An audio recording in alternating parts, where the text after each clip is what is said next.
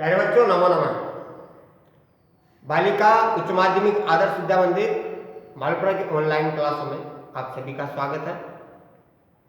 आज हम वेदांग का पंचम जो विषय है छंद, उसके विषय में अध्ययन करने जा रहे हैं कि छंद क्या है। क्योंकि छंदों के विषय में हम पहले जानते हैं,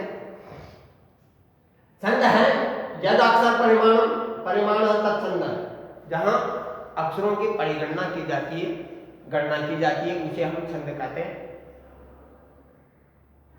छंद का शाब्दिक अर्थ होता है आच्छादन करना, ढकना, आह्लादित करना, प्रसन्न करना, अक्षरों की गणना का, अक्षरों की सीमा का ज्ञान रखना, वो भी छंद का लक्षण कहलाता है। पहला अर्थ कहलाता है छंद पादो तु वेदस्य। छंद को वेद पुरुष का पैर भी माना गया है। और छंद शास्त्र के जो आदि आचार्य हैं वो पिंगल मुनि माने जाते हैं। इनकी जो पुस्तक है उसका नाम है छंद सूत्र। प्यारे बच्चों, इस छंद सूत्र में 8 अध्याय हैं। इस जो छंद सूत्र में कितने अध्याय हैं? इसमें 8 अध्याय हैं।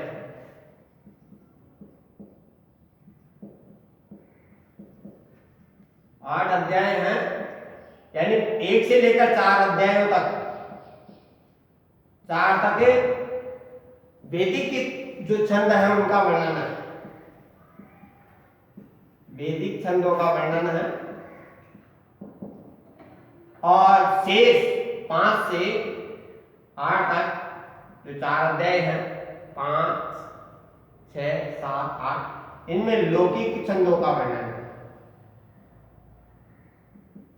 लौकिक छंदों का वर्णन प्राप्त होता है।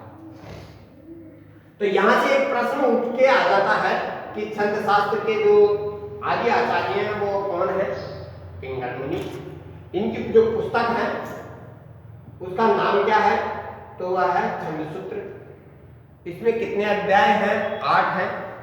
प्रथम 4 अध्याय हैं, उनमें वैदिक छंदों का वर्णन मिलता है, और 5 से लेकर 8 तक जो अध्याय हैं उनमें लौकिक छंदों का वर्णन मिलता है। तो यहां तक हमें ज्ञात जान लेना चाहिए कि यदाक्षर परिमाणम तत्छंद, जहां अक्षरों की गणना की जाती है उसे छंद कहते हैं। इसका शाब्दिक अर्थ आच्छादन करना, प्रसन्न करना, आह्लादित करना या प्रसन्न करना, या अक्षरों की सीमा का ज्ञान रखना। एक बात पहले भी हम पढ़ चुके हैं कि छंदा पादो तु वेदस्य, छंद को वेद पुरुष के चरण माने गए हैं, पाद माने गए हैं। छंद शास्त्र के आदि आचार्य पिंगल मुनि है, और जो इनका जो शास्त्र है, छंदों पे लिखा गया शास्त्र को छंद सूत्रम कहलाता है। इसमें 8 अध्याय हैं, 1 से 4 तक वैदिक छंद और 5 से 8 तक लौकिक छंद। प्यारे बच्चों, अब छंद 2 प्रकार के हैं, वैदिक और लौकिक। जिन छंदों, यानी वैदिक छंद किसे कहते हैं? तो वेदों में जो श्लोक लिखे गए हैं उन श्लोकों में जिन छंदों का प्रयोग किया गया वे छंद कहलाए वैदिक छंद। और लौकिक, यानी लौकिक साहित्य में जिन छंदों का प्रयोग किया गया वे छंद लौकिक छंद कहलाए। अब वैदिक छंद की क्या विशेषता है? तो वैदिक छंदों में पाद जो चरण होते हैं, 4 चरणों की, इसमें पादों की गणना की जाती है, अक्षरों की गणना यहां नहीं की जाती है। यद्यपि कुछ जो छंद हैं उनमें अक्षरों की गणना भी की जाती है, जैसे गायत्री छंद में 24 अक्षर होते हैं।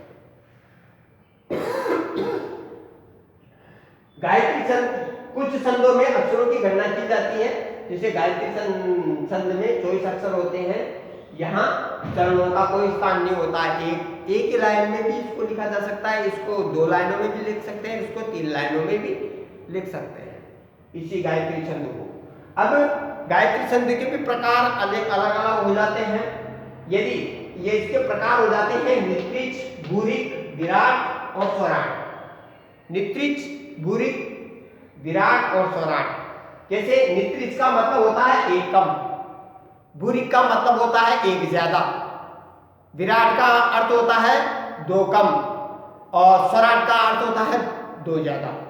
इस प्रकार हम देखते हैं यहाँ इसको लेकर चलते हैं कि हम मान के चलते हैं कि गायत्री छंद में 24 अक्षर होते हैं, 24 को लेकर चलेंगे तो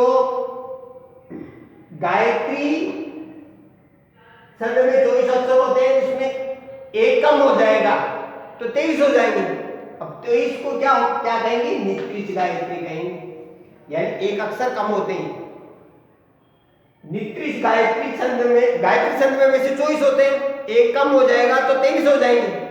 तो उस 23 को किस नाम से जानेंगे? तो उसको कहेंगे नित्रिच गायत्री, यानी एक अक्षर कम होने पर नित्रिच कहलाता है।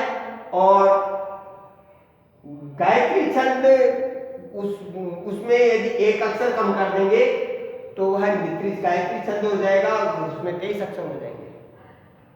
भूरिक छंद होता कहलाता है जिसमें एक अक्षर ज्यादा होने पर वह भूरिक कहलाता है।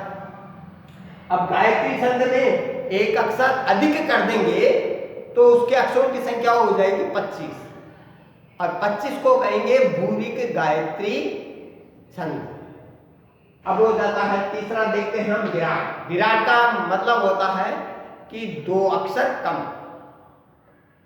यहां गायत्री छंद पे हम लेकर देखते हैं तो गायत्री में 24 अक्षर होते हैं, तो 2 कम कर देंगे तो यहां हो जाएंगे 22, यानी 2 अक्षर कम होने पर, गायत्री छंद में 2 अक्षर कम होने पर वह गायत्री छंद विराट गायत्री छंद कहलाएगा, इसमें 22 अक्षर। इसी प्रकार स्वराट, 2 अक्षर ज्यादा हो, यानी गायत्री छंद में 24 अक्षर होते हैं और 2 अक्षर ज्यादा हो जाएंगे तो 24 जोड़ेंगे तो इसमें 26 हो जाएंगे।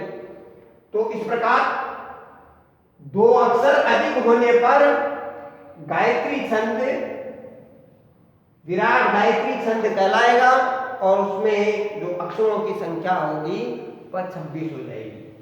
इस प्रकार जो नित्रिच, भूरिक, विराट और स्वराट, ये एक अक्षर कम करना, एक अक्षर ज्यादा करना, 2 अक्षर कम होना, 2 अक्षर ज्यादा होना, इस प्रकार गायत्री छंद के प्रकार हो जाते हैं।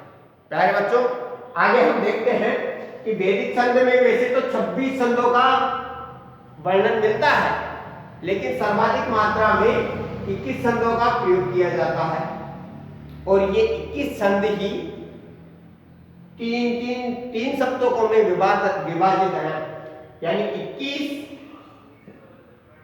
छंद सर्वाधिक प्रयोग किए जाते हैं और 21 छंदों को 3 भागों में बांटा जाता है।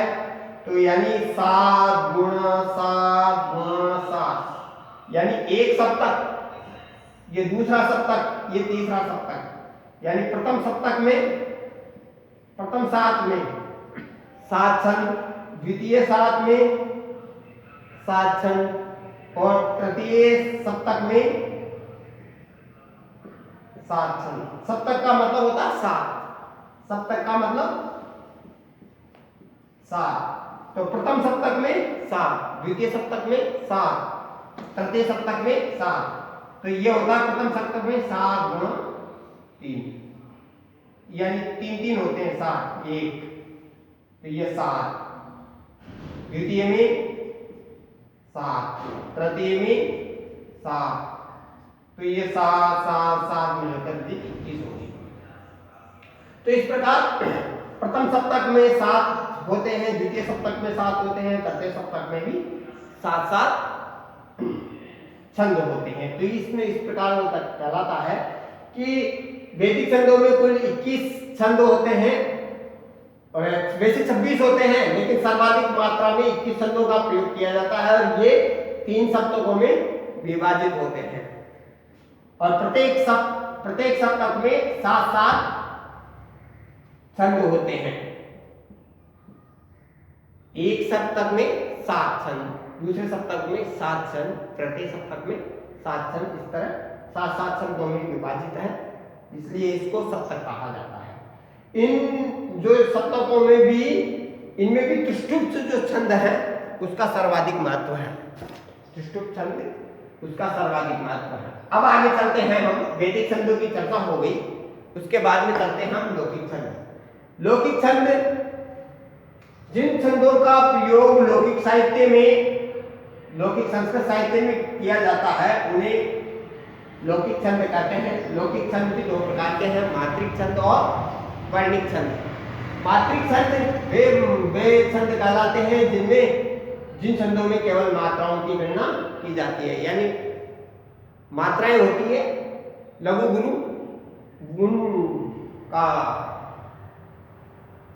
उनका वर्णन किया जाता है, वे मात्रिक छंद कहलाते हैं। जैसे आर्या छंद है।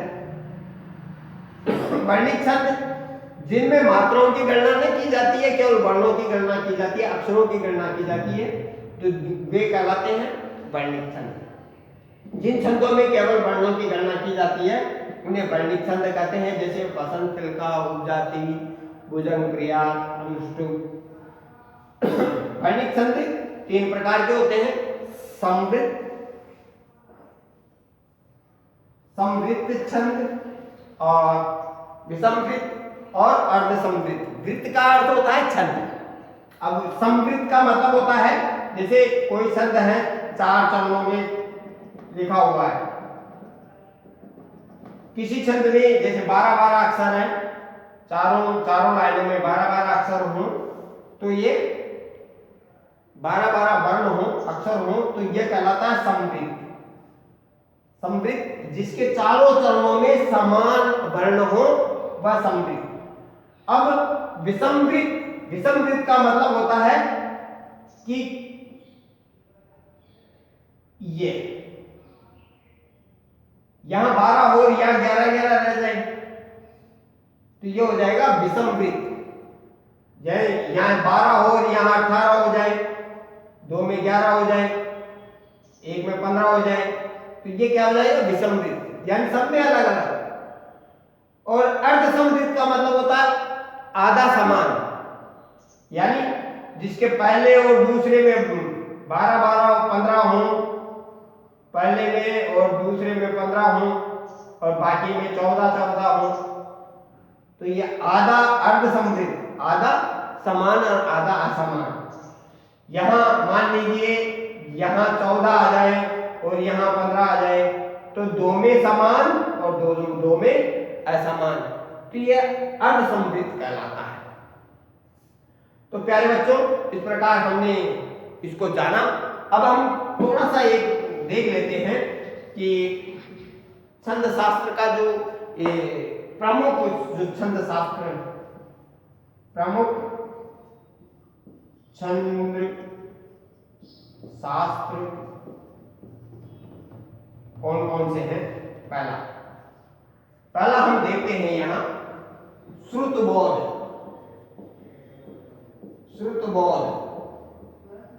इसके जो रचयिता है वो कालिदास है। पहला जो श्रुतबोध है इसके रचयिता कालिदास है। दूसरा है सुवृत्त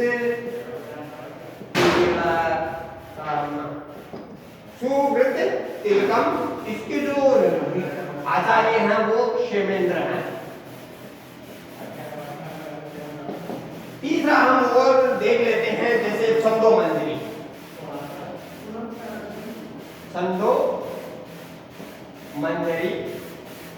हम लेते हैं और इसके जो रचयिता है वो गंगादास है। ये प्रमुख हैं। इस प्रकार हम इसको देख लेते हैं। प्यारे बच्चों, आगे हम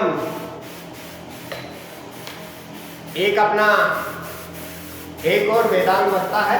अगले अध्याय में हम उस शेष रहे वेदांत का अध्ययन करते हैं। धन्यवाद।